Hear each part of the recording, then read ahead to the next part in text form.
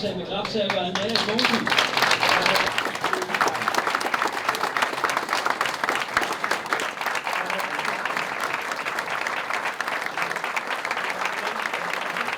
Fantastisk at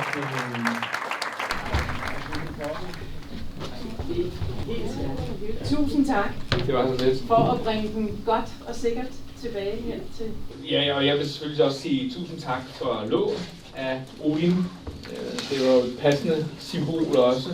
Netop det der med, at Odin sendte Hugin og Munin ud i verden for at indsamle information, som de så kunne vende tilbage og dele med Odin.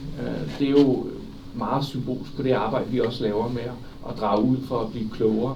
Og den er stor af betydning, men lille af vægt. Det er kun 9 gram sølv, vi ser her på billedet.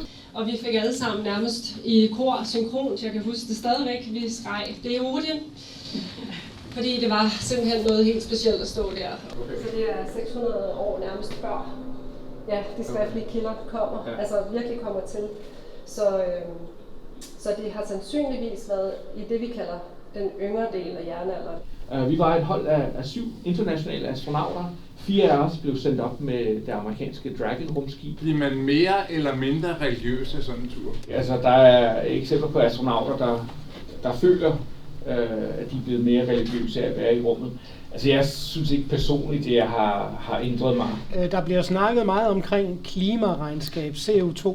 Er det noget, I også tænker ind? Fordi sådan en gut der må jo sprøjte oceaner af giftstoffer og alt muligt. Det kommer meget ind på brændstoffet. Men jo, det er jo klart, at det vil have en belastning.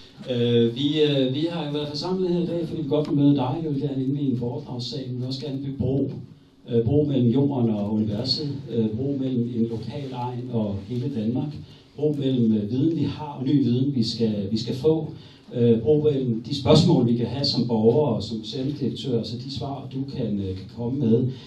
Men måske allermest bro mellem hjerner og hjerter. Vi er mennesker, og jeg synes, det var så fint, da jeg spurgte dig, hvad er det vigtigste, du har med, at du sagde ikke noget om pengene, du sagde ikke noget om fascinationen af røg og damp, du sagde noget om de der lyn, men det var samarbejdet, og det at mennesker mødes også ude i rummet. Meget, meget, meget smukt. Og med de ord, tak til dig og en blomst.